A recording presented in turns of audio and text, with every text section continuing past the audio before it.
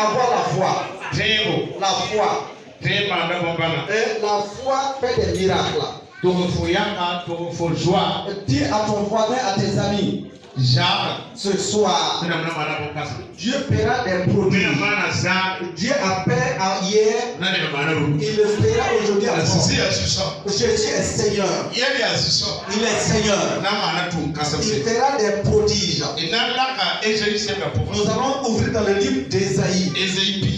Ésaïe 40. Ésaïe 40. Verset 26. Dis à mon voisin Ésaïe 40. 40. Verset 26. Et tenez-vous debout, nous allons lire la parole de Dieu ensemble.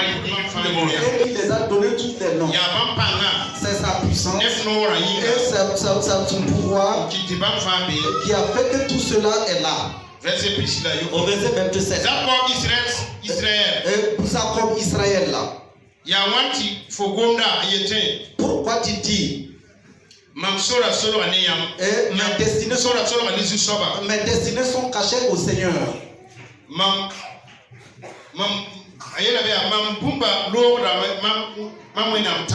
Mes destinées passent devant Dieu.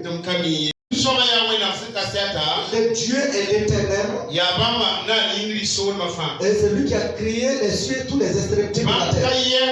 Et il se fatigue pas. Et sa puissance ne finit jamais. Et personne ne peut sonder son intelligence. Si quelqu'un est fatigué, il te donne de la force encore. Et si quelqu'un diminue de vigueur, il lui donne de la force encore.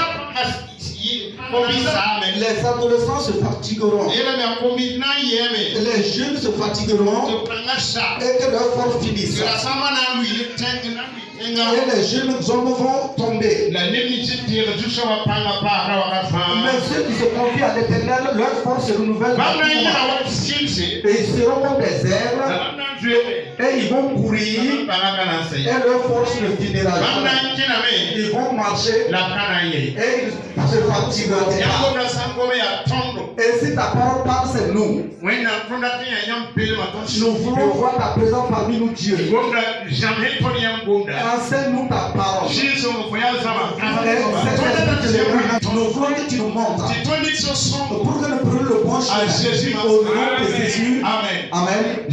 Asseyez-vous. Le thème dit ne perds pas. Parlez avec mon français. Ne perds pas votre. Ça veut dire dans votre. Ne perdez pas à votre gêne ou bien votre consécration avec le Seigneur. Ne perdez pas votre gêne avec le Seigneur.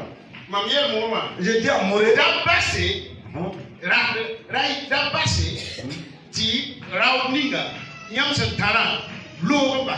Et ne laissez pas le zèle ou bien le courant qui est en vous vous quitte. Et dis encore, ne perds pas à votre courage avec le Seigneur. Dans le Seigneur. Amen. Dis à ton voisin ce matin, ne te décourage pas dans le Seigneur. Ne te décourage pas dans le Seigneur. Ne te décourage pas dans le Seigneur. Je demande à ton voisin, est-ce que tu n'es pas déjà découragé dans le Seigneur? Oui. Il s'est déjà découragé. Il y a des femmes qui sont déjà découragées dans leur foyer. Elle demande à ton voisin, mais ta voisine, est-ce que dans ta famille tu n'as peut-être pas découragé? Est-ce qu'à l'église même tu n'es pas découragé? Ne perdez pas votre courage. Ne perdez pas votre courage avec le Seigneur. Amen. Ne perdez pas votre courage. Ne perdez pas votre courage. Ne perdez pas votre courage dans le Seigneur. Et qui nous voit. Ne te décourage pas dans le Seigneur. Amen. Ne te décourage pas avec notre Dieu. Et souvent ce n'est pas facile. Et souvent c'est difficile. Souvent tu te poses la question. Amen. Mais Dieu nous dit ce matin de ne pas nous décourager en lui. Et avant que je rentre dans les détails, nous allons lire la parole de Dieu encore. Nous allons lire dans 2 Corinthiens. Là-bas, on parle de la persécution. La persécution. Est-ce que vous voyez? Et d'autres peuvent se décourager parce qu'on les persécute. Et d'autres peuvent se fatiguer. C'est pour cela l'apôtre Paul nous dit dans 2 Corinthiens chapitre 4 au verset 16. Il dit là-bas, il dit c'est pour cela que nous ne prenons pas courage.